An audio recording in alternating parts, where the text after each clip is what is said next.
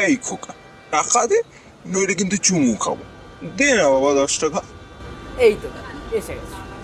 10 টাকায় হবে না বাড়ি, হবে না গাড়ি, হবে না বৌদি আপনার বিয়ের লাল টুকটুকে বেনারসি শাড়ি, কিন্তু 10 টাকায় হবে আজকের এই মশলা মুড়ি। আরে কি ভাই, সুড়সুড়ি দিচ্ছেন কেন? সুড়সুড়ি? সেটা তো আপনার বউ দেবে মশাই, আমিও দিতে যাবো। সেটাই তো স্বাভাবিক, আপনি দিচ্ছেন দেখেই তো একটু অবাক হলাম। শুরু থেকে তো আপনাকে স্ট্রেট বলেই মনে হচ্ছিল, এখন দেখছি গন্ডগোল। আরে দাদা, সবাইকে নিজের মতো ভাবাটা বন্ধ করুন। না না, আপনাকে তো আলাদাই ভাবছি। এমন তো কি অসভ্য লোক মাইরি, বাড়িতে বউ বাচ্চা কিছু নেই নাকি? চাকরি নেই, পকেটে টাকা নেই, বউ বাচ্চা কি থাকবে? আপনি খাওয়াবেন নাকি ওদের? কি জন্মানোর সময় মুখে কেউ থানগুলি বাদা গুঁজে দিয়েছিল নাকি?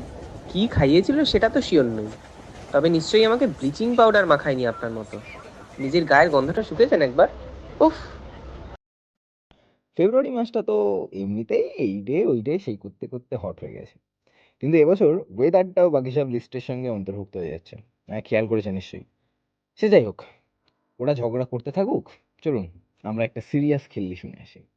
ওড়ি যাই। কিছু বলার আগেই লোকজনের চাপে দুজনকেই নেমে যেতে হলো প্ল্যাটফর্মে। চারিদিক থেকে এর পুনুইয়ের গুঁতো, ওর ভূতের চাপ, অফিস ফেরত কাকুর বগলের গন্ধ, শেষ পর্যন্ত সুরেশকে একটা অপেক্ষাকৃত ফাঁকা জায়গায় নিয়ে গিয়ে দাঁড় করালো। আগরপাড়া। প্ল্যাটফর্মের নেম প্লেটে চোখ পড়ল সুরেশের। জাস সালা, দুটো প্ল্যাটফর্ম আগেই নামিয়ে দিল। এতক্ষণে আপের শান্তিপুর লোকাল উপচে পড়তে পড়তে কোনো রকমে প্ল্যাটফর্ম ছেড়ে মিলিয়ে গেল দূরে। বিকাল প্রায় শেষ হয়েছে, প্ল্যাটফর্মের লাইটগুলো জ্বলে উঠছে একে একে। সুরেশ বিরক্ত হয়ে হোয়ার ইজ মাই ট্রেনে একটু চোখ বোলাচ্ছিল নেক্সট ট্রেনটার জন্য। সেটাও আবার 7 মিনিট লেট। আরে চমু, তুই আরে ঘন্টা ভাই, তুই এখানে এতদিন পরে? এখানে এতদিন পরে নয় রে, এখন ডেলি প্যাসেঞ্জারি করি, আগরপাড়াতে আসি। ও আচ্ছা, তুই চমু নামটা এখনো ভুলিসনি বল। ওসব ভাই কলেজ হোস্টেলের দেওয়া নাম, এক জীবনে ভোলা যায় নাকি? কেন, তুই এর গুঁড়ো দুধ চাটিস না? তোর কাছে তো ওটাই জাতীয় খাবার ছিল সেই কালে। ধুর, ছাড় সেসব। তারপর এখন?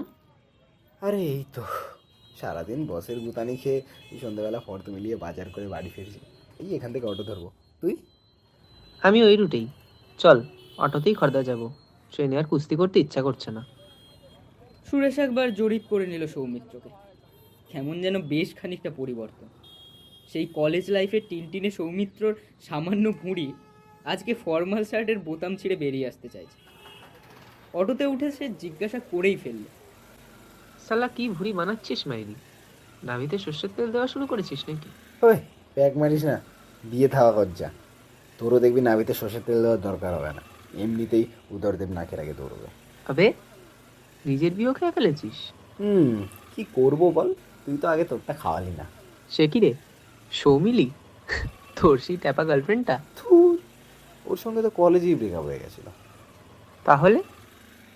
হুম, আগে বল তোর বর্তমান স্ট্যাটাস কি?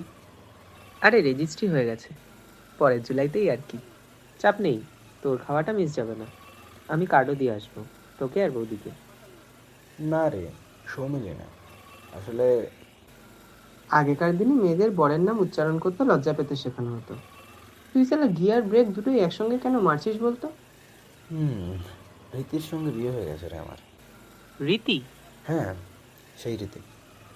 এই শোন না, এসে গেছি প্রায়, আমার ফ্ল্যাটে চল না, আজকে একটা গেট টুগেদার হয়ে যাবে। না রে, অন্য কোনো দিন আসবো। ভাড়া চুকিয়ে জেব্রা ক্রসিং ধরে ওপারে মিলিয়ে যায় সৌমিত্র। সবুজ সিগনালে একটু জোরেই সন্ধ্যায় সবে জমতে শুরু করা শহুরে জটলা ভেদ করে হু করে চলতে থাকে অটোটা। একটার পর একটা ল্যাম্পপোস্টের আলো দ্রুত গতিতে পেছনে সরে যাচ্ছে। ফুরফুরে ঠান্ডা হাওয়া শার্টের ভেতর দিয়ে ঢুকে সারা শরীরে যেন শিহরণ খেলিয়ে দিচ্ছে। শহরে কি তাহলে অল্প হলেও শীত পড়েছে?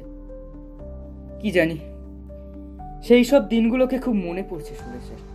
কলেজের সেই ক্লাসরুমটা, সিধুবাবুর হরপ্পার মহেঞ্জোদারো নিয়ে দিয়ে যাওয়া তুমুল জ্ঞান, ক্যান্টিনে ডিমের চপ আর রীতির সেই দুষ্টুমিপূর্ণ হাসিটা। তাছাড়া ভূমিকার সেই ছেঁড়া জিন্স পরে ক্যান্টিনে ঢুকে এক কথা।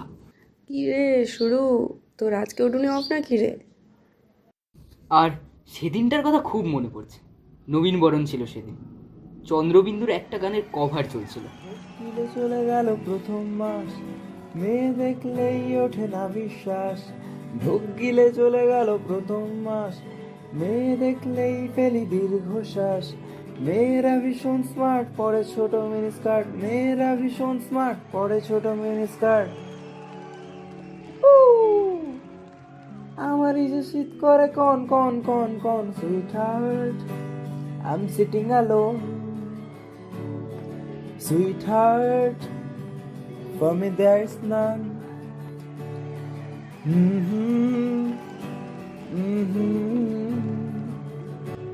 নবীনবরণ বলে কথা, যে যেমন পারছিল নাচছিল। হঠাৎ একটা হাত এসে সুরেশের হাতের ওপর পড়েছিল। সুরেশ যতই ফটর ফটর করুক, মেয়েদের সঙ্গে ঠিক কায়দা করে উঠতে পারে না। আরে বারুদ যতই থাক, আগুনের বদলে জল লাগলে তো আর বিস্ফোরণ হবে না। ফ্যাল ফ্যাল করে তাকাচ্ছিস কি? আগে মেয়ে দেখিসনি? না সেরম নয়, কিন্তু হাত ধরলে চামড়া ক্ষয়ে যাবে নাকি? আনরোম্যান্টিক মালশালা। এত সুন্দর গান হচ্ছে, কোথায় নাচবি তা না, গুমড়ে বসে আছে। যেন শালাটা ডাইপার লিক করেছে। পরে অবশ্য জেনেছিল সুরেশ তাদের কলেজেরই ইংরেজি ডিপার্টমেন্টের মেয়েটা, নাম ঋত্বিক। পরে অবশ্য মিউজিক রুমে ওদের পরিচয় আরও গাঢ় হয়েছিল, কারণ রীতি ড্রাম বাজাতো আর সুরেশ কিবোর্ড। সুরেশ এমনিতে একটু চুপচাপ বসে থাকতো। হোস্টেলে আবার ওর এই বয়সে তীব্র গুঁড়োদুধ প্রেম নিয়ে নাম হয়েছিল চোম। রীতি আবার উল্টো চরিত্র, সারাদিন তিড়িং ফিড়িং করছে। আমাদের আসলে মাঝে মধ্যে কি যে হয়, আমরা ঠিক ব্যাপারটাকে সাজিয়ে গুছিয়ে বুঝে উঠতে পারি না। অপ্রয়োজনেই একটা সম্পূর্ণ বিপরীত চরিত্রের মানুষের জন্য হারিয়ে ফেলে নিজেকে। কোনো গভীর চোরাবালিতে ডুবে যাবো জেনেও আটকাই না। অপরিচিত একটা মানুষের জন্যই হিংসুটে মারকুটে হয়ে যায়। হ্যাঁ, এরকমই কোনো একদিন প্রিন্সেপ ঘাটের নদীর ঈষৎ উচ্ছ্বাসে সূর্যের সোনালি প্রতিফলনের দিকে চোখ রেখে মনের কথাটা রীতিকে বলেছিল সুরেশ। সেদিন তেমন কিছুই বলতে পারেনি রীতি। ওর গভীর চোখ দুটো শুধু মাপতে চেয়েছিল সুরেশের গভীরতাটুকু। তারপর বছর দুয়ের মধ্যে 2-5 বার সাময়িক ছাড়াছাড়ি, তারপর আবার উতলে ওঠা প্রেম আগলে রেখে ভিক্টোরিয়া পার্ক স্ট্রিট ময়দানে উড়ে বেড়ানো, আর কিছুই বাদ যায়নি। সে কোন মাঝারি রেস্তোরাঁয় বসে সেলফি থেকে রবীন্দ্র সরোবরের বেঞ্চে বসে কাঠবাদাম ভাঙা পর্যন্ত। মাঝে মধ্যে রীতি খুব মন খারাপ করে বসে থাকতো, শুধু থেকে থেকে একটাই কথা বলতো, ভাই আমার কিছু ভালো লাগছে না ভাই। কেন বলতো? তোকে অনিমেষ আবার ফেসবুকে জ্বালাচ্ছে, নাকি পেট গুড়গুড় করছে? ডাইজিন খাবি? ভাই মুড আমার ঠিক করতে না পারলে চুপ করে থাক না, পঞ্চতন্ত্রের মন্ত্র শোনাতে আসিস কেন? সুরেশ অনেক চেষ্টা করেছে। হাওয়াই মিঠাই কিনে দিয়েছে, ফুচকা খাওয়াতে চেয়েছে, আইসক্রিম খাবে কিনা তাও জিজ্ঞাসা করেছে। কিন্তু প্রশ্ন করলেই রীতি আরও রেগে যেত, আর শেষমেশ বলতো, একটু জড়িয়ে ধরবো তোকে? এই কঠিন রাত, তোমার পুরনো অজুহাত, এই আলোর নিচে কাঁপতে থাকা ছায়ার শিকড় ছিঁড়তে চায়। তারপর দীর্ঘ চুলগুলোকে এলিয়ে দিয়ে একটা দীর্ঘ নিঃশ্বাস ফেলে বসে থাকতো সুরেশের দিকে চেয়ে অনেকটা সময়। গোপনাতাত সব ধ্বংস হওয়ার আগেই আমি তোমার চোখে ভিজতে চাই, আর কেউ তোমার ভাষাতে। মাঝে মধ্যে সুরেশের জানতে ইচ্ছে করতো কি দেখে অমন একভাবে চেয়ে। আস্তে আস্তে সুরেশ বুঝেছিল মেয়েটা হয়তো শুধু জড়িয়ে ধরাটুকুই চায়, হয়তো সেটুকু পাওয়ার জন্যই তার মন খারাপ হতো ঘন ঘন অকারণে। হয়তো হাতে গুনে শেষ করা যাবে না এমন অনেক দিন কোথাও না কোথাও পাথরের মূর্তির মতো এমন একভাবে বসে থেকেছে তোমার অন্তর্বর্তী শূন্যতায়।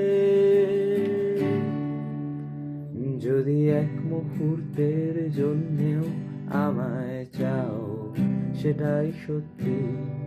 যদি এক মুহূর্তের জন্যে সেটাই সত্যি। ঘন্টাখানেক পর রীতির মন ভালো হয়ে যেত, তখন আবার খুনসুটি করতে করতে ফিরে যেত দুজনে।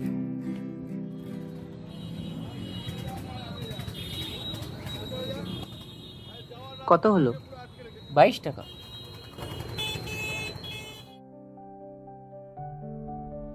অটোর ভাড়া মেটাতে মেটাতে সুরেশের শরীরটা একবার কেঁপে উঠল। আচ্ছা, রীতির কি এখনো ঘন ঘন মন খারাপ হয়? সৌমিত্র কি ওকে ঠিক তার মতো করে জড়িয়ে ধরতে পারে? রীতির কি সেই আদুরে গন্ধটা সৌমিত্র কি তার মতো করে অনুভব করতে পারে? যদি এক মুহূর্তের জন্যেও আমায় চাও সেটাই সত্যি। যদি এক মুহূর্তের জন্যেও আমায় চাও সেটাই সত্যি। এই মোড়টায় পৌরসভার এক গাদা ময়লা জমা হয়ে পড়ে আছে। ছেলেরা নিয়ম করে টাকা নিতে আসে বটে, কিন্তু পরিষ্কার করার বেলায় ওদের যত আলসে। এদিকে টোটোর মাথায় মাইক লাগিয়ে শুধু হাইজিন হাইজিন করেই চেঁচিয়ে সারা। নাকে রুমাল চেপে পুকুরদারটা পেরিয়ে যেতে থাকে সুরেশ। ঢালাই রাস্তার অলিগড়ি ধরে হাঁটতে থাকে। পিঠের ব্যাগটা যেন অন্য দিনের তুলনায় আজকে একটু ভারী লাগছে। তার কয়েক মাস পর থেকেই যেন ওদের সম্পর্কটা একটু ঢিলা হতে শুরু করেছিল। মাঝে মাঝে বাড়ির কারেন্টে যেমন সিরিজ লাইন আসে না, ঠিক সেই রকম সম্পর্কটাও চলছিল। তারপর একদিন ফুল স্টপ পড়ে গেল। কি একদিন ছোট্ট একটা ঝামেলা থেকে রীতি কল তোলা বন্ধ করে দিল, সব জায়গা থেকে ব্লক করে দিল। সুরেশ অবশ্য চেষ্টা করেছিল, না, কিছুই হয়নি। বন্ধুদের মুখেও শুনেছিল, সোনার বাসনে তোর খেদা ভেসা মুখ দেখতে গেছিলি তো, কেমন হলো তো? নিজের লেভেলে থাক না বাবা, তুমি শালা স্কুটার চালাবে, তার আবার হাইওয়ে দরকার। যা শালা মর না, মর এবার। হ্যাঁ, সে চিন্তা তার মাথায় আসেনি ঠিক তা নয়, তবে এরপর থেকে খুব চুপচাপ থাকতো সুরেশ। ক্যান্টিনে মুখ লুকিয়ে চলত। বন্ধু বলতে যাওয়া দু একটা ছিল, তারাও কেটে পড়ল। সেই সময় অবশ্য সৌমিত্রই সুরেশের পাশে দাঁড়িয়েছিল, অনেকটা মানসিক সাপোর্ট দিয়েছিল। মিউজিক রুমে যাওয়া তো প্রায় ছেড়েই দিয়েছিল সুরেশ। তারপর মাসখানেক পর একদিন ভূমিকার সঙ্গে আলাপ হয় ওর ক্যান্টিনে। একদিন দুদিন করে প্রতিদিন ভূমিকা সব ছেড়ে ঠিক সুরেশের সামনেটাই এসে বসতো, আর চিবাতে চিবাতে বলতো, কি হয়েছে শুরু, তোর আজকেও তুমি অফ নাকি রে? কিন্তু ওই যে মানুষ শালা বেহায়াজাত, ভুল করবে, শিক্ষা নেবে, তারপর দুদিন হেব্বি জ্ঞানী জ্ঞানী ফিল করবে, মনে করবে হেব্বি বুঝে গেছে, ব্যাস তারপর আবার যেই পরিস্থিতি আসবে একই ভুল আবার করবে। এই গোল গোল বড় বড় দুটো কৌতূহলী চোখের প্রেমে পড়ে গেছিল সুরেশ। আহ, বাপ মা কি নাম রেখেছে মাই, ভূমিকা। যদিও ভূমিকা আর সুরেশের জীবনের উপসংহারের দিকে আগ্রহ দেখায়। সুরেশ একদিন কথায় কথায় জেনেছিল ভূমিকার অলরেডি একটা বয়ফ্রেন্ড আছে। তাও কেন যে ঠিক সুরেশের সামনে এসে টেবিলটাতে বসতো প্রতিদিন, সেই হিসেব কোনোদিনও মিলিয়ে উঠতে পারেনি সুরেশ। মাধ্যমিকের পর অঙ্কটাকে এড়িয়ে যাওয়ার জন্য আর্টস নিয়ে তারপর আবার ইতিহাসে অনার্সও করে ফেলল। কিন্তু এই যে জীবনের অঙ্ক, তা থেকে তো আর নিস্তার নেই। তারপর কেমন করে 1.5-2 বছর কেটে গেছে। সুরেশ ফ্ল্যাটের দরজার কলিং বেল টিপল। মা দরজা খুলে দিল। আজ অনেকদিন পর মাকে কেমন যেন জড়িয়ে ধরতে ইচ্ছে করছে তার, কিন্তু না, এই দামড়া ছেলের এখন 5 মাস পর বিয়ে। এখন মাকে জড়িয়ে ধরলে নিশ্চয়ই 1000টা প্রশ্নের উত্তর দিতে হবে। ওয়াশরুম থেকে ফিরে সুরেশ দেখলো অনেকদিন পর আজকে লোডশেডিং। মা একটা মোমবাতি জ্বালিয়ে রেখেছে ব্যালকনি। ছোটবেলায় তার গ্রামের বাড়িতে খুব লোডশেডিং, তখন খুব ভয় করতো সুরেশ। এখন আস্তে আস্তে ও ব্যাপারটা বুঝে আর ভয় পায় না। সে জানে লোডশেডিংয়ের শেষে কখনো না কখনো আলো আসবে। ভয় পায় সেই সব লোডশেডিংগুলো, সম্পর্কে সেই সব সার্কিটগুলোতে যেগুলো একবার কেটে গেলে কোনোভাবেই আর জোড়া লাগে না। হারিয়ে যাওয়া মানুষ হারিয়ে যায় চিরকালের জন্য। বাইরে বোধহয় হালকা ঝড় উঠেছে। হাওয়ার দাপটে মোমবাতি শিখা কয়েকবার কেটে দপ করে নিতে। ওই তুমি ফিরেছো? জানো আজকে কি হয়েছে? আজকে কেমন যেন একটু অন্যরকম মনে হয় সুরেশ। কেমন যেন কিছুতেই আর কিছু আসে যায় না। ঠিক ওই ঝড়টার মতো। নোটিফিকেশন থেকে মেসেজটা দেখেই আবার স্ক্রিন লক করে দেয়। পা এলিয়ে বসে পড়ে ব্যালকনি, নিজেকে উজাড় করে দেয় ওই পুরো বাতাসে।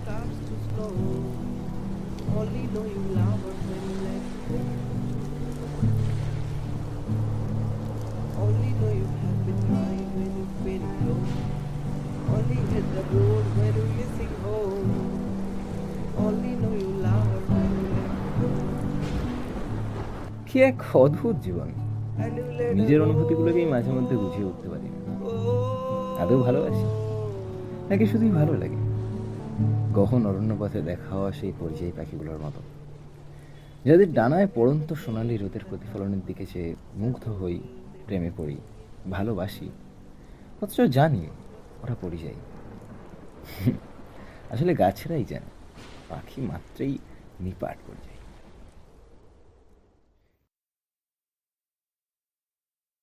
যাই হোক, আমি কি শোনালাম তাতে কিছু আসে যায় না, কারণ বাকিটা রক্তাক্ত শুকনো হয়ে যাওয়া হলদে পাতার সময়ের সঙ্গে হিসেব মেলানোর খেলা।